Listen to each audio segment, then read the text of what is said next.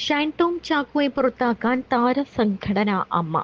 സംഘടന ad hoc committee ഭാരവാഹികൾ കൂടിയാലോചന നടത്തി. ഷൈൻ ടോം ചാക്കോയെ പുറത്താക്കിക്കൊണ്ടുള്ള തീരുമാനം ഉടൻ ഉണ്ടായേക്കും. സിനിമാ സെറ്റിൽ ലഹരി ഉപയോഗിച്ച് മോശമായി പെരുമാറിയെന്ന് കഴിഞ്ഞ ദിവസം നടി വിൻസി അലോഷ്യസ് പരാതി പറഞ്ഞത് നടൻ ഷൈൻ ടോം ചാക്കോയെക്കുറിച്ചാണെന്ന വിവരം പുറത്തുവന്നിരുന്നു. ഷൈനിനെതിരെ വിൻസി ഫിലിം ചേംബറിന് പരാതി നൽകിയിട്ടുണ്ട്. പരാതി പരിഗണിക്കാൻ തിങ്കളാഴ്ച ചേംബർ മോണിറ്ററിംഗ് കമ്മിറ്റിയുടെ അടിയന്തര യോഗം ചേരും. സൂത്രവാക്യം എന്ന സിനിമയുടെ സെറ്റിൽ വെച്ചാണ് നടിക്കെതിരെ ലഹരി ഉപയോഗിച്ച് ഷൈൻ ടോം മോശം പെരുമാറ്റം നടത്തിയത്.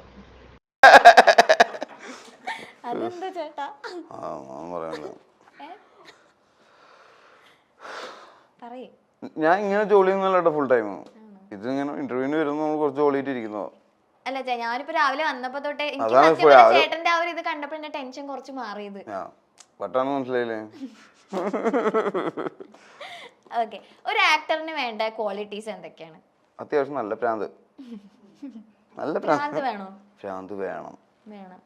പ്രാന്തുള്ളവനെ ഒരു ഇപ്പൊ നാണം പാടില്ല. നാണത്തിനെയാണ് നമ്മൾ ഓവർകം ചെയ്യേണ്ടത് എപ്പോഴും. കാരണം അതാണല്ലോ എല്ലായിടത്തും പ്രശ്നം. നമുക്ക് ഇവിടെ ഒരു ശബ്ദമുണ്ടാക്കാൻ അല്ലെങ്കിൽ ഒരു ആക്ടിവിറ്റി ചെയ്യാൻ നമ്മൾ ഏറ്റവും ഇപ്പൊ ഒരു പെട്ടെന്നൊരു സദസ്സിലേക്ക് കയറി നമ്മളിതൊന്നും ചെയ്യില്ലല്ലോ. അപ്പോൾ നാണമില്ലായ്മ എന്ന് പറഞ്ഞു കഴിഞ്ഞാൽ മാനമില്ലായ്മയല്ല, അത് ഈ പറഞ്ഞ പോലെ സ്ഥലവുമായിട്ട് പരിചിതമാവണം നമ്മൾ എപ്പോഴും. ഒരു ആക്ടർ എവിടെ ചെന്നാലും അത് തൻ്റെ വീടാണെന്ന് വിചാരിക്കുക. മനസ്സിലായി? ബോക്സിങ് ഇപ്പം നമ്മുടെ ഫർഹാൻ അക്തറിന്റെ ബോക്സിംഗ് പടം കണ്ടിട്ടുണ്ടോ? കണ്ടിട്ടുണ്ടായിരുന്നു. തൂഫാൻ കണ്ടിരുന്നു. അതിലൊരു ബോക്സിംഗ് കോച്ച് പറയുന്നുണ്ട് ഫർഹാൻ അക്തറിന്റെ ബോക്സിംഗ് റിംഗ് കാണിച്ചിട്ട്, ദിസ് ഈസ് യുവർ ഹോം. ഇതിന്റെ മുക്കും മൂലയിൽ നിനക്ക് വളരെയധികം പരിചിതമാണ്. മനസ്സിലായ? ഇരുട്ടത്ത് പോലും.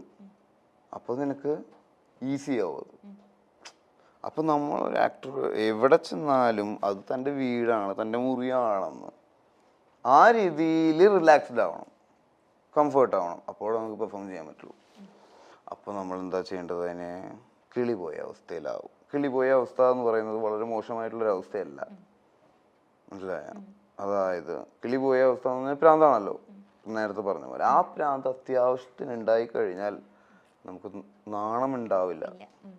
നാണം മാറണം. അപ്പൊ ആ സ്ഥലവുമായി പരിചിതമാവണം. ആ സ്ഥലവുമായി പരിചിതമായി കഴിഞ്ഞാൽ നിനക്ക് അവിടെ സർക്കസ് കളിക്കാം. പിന്നെ താളലയം അത് പിന്നെ ഉണ്ടെങ്കിൽ വളരെയധികം ഹെൽപ്പ് ചെയ്യും ആക്ടറിനെ. താളവും ലയവും ഉണ്ടായി കഴിഞ്ഞാൽ. താളവും ലയവും ഇല്ലാത്ത ആക്ടറിനെ നമുക്ക് കാണുമ്പോൾ തന്നെ ഒരു ഫ്ലെക്സിബിലിറ്റി ഇല്ല എന്ന് പറയില്ലേ നമ്മള്. ചിലർ നല്ല ഫ്ലെക്സിബിൾ ആണെന്ന് പറയല്ലോ, അതാണ് ഈ താളലയത്തിന്റെ. ചേട്ടൻ ഈ മൂവി ഫീൽഡിലേക്ക് വന്നതിന് മുന്നേ എന്താ ചെയ്തോണ്ടിരുന്നത്? Plus two. ബികോം പഠിച്ചില്ലേ ചേട്ടൻ? ബികോമിന് വെറുതെ പോയിന്നുള്ളൂ. 10-16 പേപ്പർ കിട്ടാണ്ട്. ആണോ? കംപ്ലീറ്റ് ചെയ്തില്ല? കംപ്ലീറ്റ് ചെയ്യാൻ ആകെ 17 പേപ്പർ ഉള്ളൂ ഡിഗ്രിക്ക്. ഒന്ന് ശ്രമിച്ചിരുന്നെങ്കിൽ അതങ്ങ് എഴുതിയെടുത്തുകൂടായിരുന്നു. എന്തിനു വെറുതെ? വേണ്ട, എല്ലാവരും വെറുതെ ഡിഗ്രി പഠിക്കേണ്ട കാര്യമൊന്നുമില്ല. പ്ലസ് ടു വരെയാണ് ബേസിക് പഠനം. അതിനുശേഷം നമ്മൾ എന്താണോ ചെയ്ത് മുന്നോട്ട് പോകാൻ ആഗ്രഹിക്കുന്നത് അതാണ് പഠിക്കേണ്ടത്. പ്രൊഫഷണലായിട്ട് പ്രൊഫഷണൽ സ്റ്റഡീസ് എന്നാ പറയാ ഡിഗ്രീനെ, അല്ലേ? വെറുതെ എല്ലാവരും ഡിഗ്രി ചെയ്യാ, PG ചെയ്യണ്ടതില്ല. അപ്പൊ കോളേജിൽ പിന്നെ നേരെ സിനിമയിലേക്കാണ് കേറി? കോളേജിലല്ല, സ്കൂളിൽ നിന്ന് സിനിമയിലേക്ക് കയറി. അപ്പൊ ചേട്ടൻ പണ്ട് മുതലേ ഉണ്ടായിരുന്നു ഇങ്ങനെ അഭിനയിക്കണം എന്നുള്ളൊരു ആഗ്രഹം? പണ്ട് മുതലല്ലേ ആഗ്രഹങ്ങൾ ഉണ്ടാവുക എന്താവണം എന്നുള്ളത്. അല്ലാതെ ഡിഗ്രിക്ക് എത്തിയിട്ടല്ല ആഗ്രഹം ഉണ്ടാവേണ്ടത്. ഇന്ന് ഇവിടെ ഇങ്ങനെ ഇത്രയും വലിയൊരു ആക്ടറായിട്ട് എത്തി നിൽക്കും. ഇത്ര വലിയ ആക്ടർ ചേട്ടൻ ഭയങ്കര നല്ല ആക്ടറാ. നിങ്ങൾക്കല്ലേ? എനിക്ക് അത്ര വലിയ ആക്ടറായിട്ട് തോന്നുന്നില്ല. ഇനി എങ്ങനത്തെ ക്യാരക്ടേഴ്സ് ചെയ്യണം? അങ്ങനെയില്ല, എല്ലാ ക്യാരക്ടേഴ്സും ചെയ്യണം. എല്ലാം ചെയ്യണം. ഓക്കെ. ചേട്ടന്റെ അതായത് ഏറ്റവും ഇഷ്ടമുള്ള ഫുഡൊക്കെ എങ്ങനത്തെ? ഫുഡ് ഇൻട്രസ്റ്റിംഗ് അല്ല, ഇഷ്ടമല്ല. എന്നാലും കൂടുതൽ കഴിക്കാൻ ഇഷ്ടമുള്ളത് എന്തൊക്കെയാ? കഴിക്കാൻ അധികം ഇഷ്ടമല്ല. ഫുഡ് ട്രിപ്പർ അല്ല അല്ല, സമുദ്ര ട്രിപ്പിംഗ്. ഓക്കെ. ഈ സെലിബ്രിറ്റീസ് ഒക്കെ കൂടുതലും ഈ ഡയറ്റും കാര്യങ്ങളൊക്കെ ഫോളോ ചെയ്യുന്ന ആളുകളല്ലേ? ചേട്ടൻ അങ്ങനത്തെ കാര്യങ്ങളൊക്കെ? അതാണ് അവരുടെ ഫുഡ് എനിക്ക് താല്പര്യമില്ല. പിന്നെ ഡയറ്റിന്റെ കാര്യം.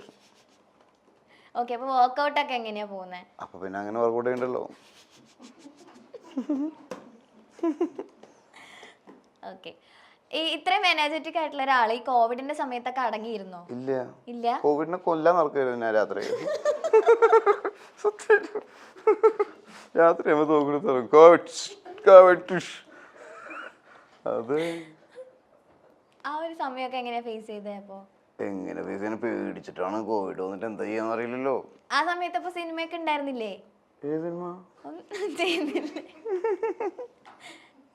സിനിമ പകല് കാണാൻ രാത്രി കൊല്ലാടക്കണ്ടേ? വേണ്ടേ? ഓക്കെ. അപ്പൊ ഇതെന്ത് തലോണം പിടിച്ചിട്ട് കല്യാണത്തിന് വേണ്ടെന്ന് ഞാൻ മാറ്റി. എന്നാ ഓക്കെ, എടുത്തോ. അപ്പൊ കോവിഡിന്റെ സമയത്ത് അടങ്ങിയിരുന്നു ഇല്ലേ? അടങ്ങിയിരുന്നു. എങ്ങനെയാ ഈ കോവിഡിനെ എങ്ങനെയാ ചേട്ടൻ കാണുന്നത്? ആർക്കും കാണാൻ പറ്റില്ല. വരണ്ടായിരുന്നു എപ്പോഴും ചിന്തിച്ചിട്ടുണ്ടോ? ചേട്ടൻ കരിയറിൽ അത് എഫക്ട് ചെയ്തിട്ടുണ്ടോ? ഇല്ല. ഈ ചിത്രം തന്നെ ഉണ്ടായത് കോവിഡ് കാരണം. എങ്ങനെയാ മനസ്സിലായ? ഇതിന്റെ പ്രൊഡ്യൂസർ ആരാ? DDRCയുടെ മുതലാളി.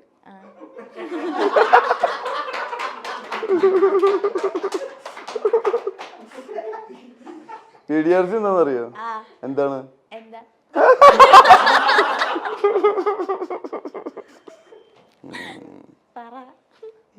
പറ.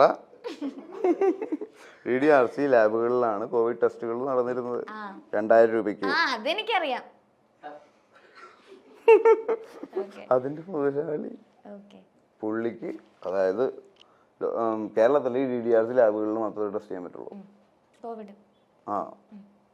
അപ്പോ ബാക്കിയുള്ള ലാബുകളൊക്കെ മലമൂത്ര കഫം ടെസ്റ്റുകൾ മാത്രമേ നടക്കുന്നത് അല്ലേ? അപ്പൊ ഇങ്ങനെ കുറെ മുന്നേ കണ്ടുപിടിച്ചു ഈ സംഭവം. അങ്ങനത്തെ ലാബുകൾ ഉണ്ടാക്കി. അതായത് ഇങ്ങനെ ഒരു രോഗം വരുന്ന അവസ്ഥയിൽ അതിനെ ചെക്ക് ചെയ്യാൻ പറ്റുന്ന നമ്മളാരും ഇല്ലല്ലോ. നമ്മളിതൊക്കെ വന്നതിന് ശേഷമല്ലേ ഇതൊക്കെ കണ്ട് തുടങ്ങുക അല്ലേ? ഒരു പ്രശ്നം നടന്നതിന് ശേഷമാണല്ലോ പോലീസ് വരിക. പക്ഷെ ഇങ്ങനെയുള്ള ആളുകൾ, പുള്ളി ഡോക്ടർ എന്ന് പറയുന്നത് കൺസൾട്ടിങ് ഡോക്ടർ അല്ല, പുള്ളി ഹോസ്പിറ്റൽസ് ഉണ്ടാക്കുക, ഇങ്ങനത്തെ ലാബുകൾ ഉണ്ടാക്കുക, അല്ലെങ്കിൽ ഡോക്ടേഴ്സ് യൂണിയൻ അങ്ങനത്തെ ഭാരവാഹി, അല്ലെങ്കിൽ അങ്ങനത്തെ കൃഷിയാണ്. അപ്പോൾ പുള്ളി നേരത്തെ ചില സമയത്ത് നമുക്ക് സമയം തോന്നും ഇവർ ലാബ് ഉണ്ടാക്കിയിട്ട് കൊറോണനെ ഇറക്കി വിട്ടതാണോ. പക്ഷെ നമ്മളങ്ങനെ ചിന്തിക്കാൻ പാടില്ല. കാരണം എന്താ കാരണം? പക്ഷെ അങ്ങനെ ചെയ്യില്ലാണോ? കാരണം നേരത്തെ കണ്ടു കുറച്ച് ടെക്നിക്കലി വെൽ എക്വിപ്ഡായ ലാബുകൾ പുള്ളി ഉണ്ടാക്കി DDRC. ആ ലാബുകളിൽ എത്ര ടെസ്റ്റുകൾ നടന്നു. അവരൊക്കെ കുറച്ചുകൂടെ രക്ഷപ്പെട്ടത് ആ സമയത്താ. ആര്? ഈ DDRC പോയോളും. അതെ, ഇത്രയും ആളുകൾ കേറി ഇറങ്ങല്ലേ? അല്ലെങ്കിൽ വല്ലപ്പോഴും ഒന്ന് ടെസ്റ്റ് ചെയ്യാനൊക്കെ അല്ലേ പോവാറുള്ളൂ. എന്ത് DDRC? അതാണ് പറഞ്ഞേ, അത് കാരണം ഈ സിനിമ ഉണ്ടായിരുന്നു. അങ്ങനെ കുറെ കാശ് പുള്ളിയിലേക്ക് എത്തുകയും ആ കാശ് വെച്ച് പുള്ളി മൂവി പ്രൊഡക്ഷനിലേക്ക് ഇറങ്ങുകയും ചെയ്തു. അങ്ങനെ ആദ്യം ചെയ്ത പടമാണ് ഏത് വിചിത്രം. അപ്പൊ കോവിഡിനെ നമസ്കാരം. ഈ കോവിഡ് ടെസ്റ്റ് ഇല്ലേ നമ്മുടെ മൂക്കിന്ന് വായിന്ന്, അത് ചേട്ടന് ഇഷ്ടമായിരുന്നു? എനിക്ക് ഒട്ടും ഇഷ്ടമല്ലായിരുന്നു. അയ്യോ, എനിക്ക് ഭയങ്കര ഇഷ്ടം. രാവിലെ ഞാൻ ഉച്ചയ്ക്ക് പിന്നെ രാത്രി കെട്ടിപ്പിടിച്ച് കിടന്നുറങ്ങും.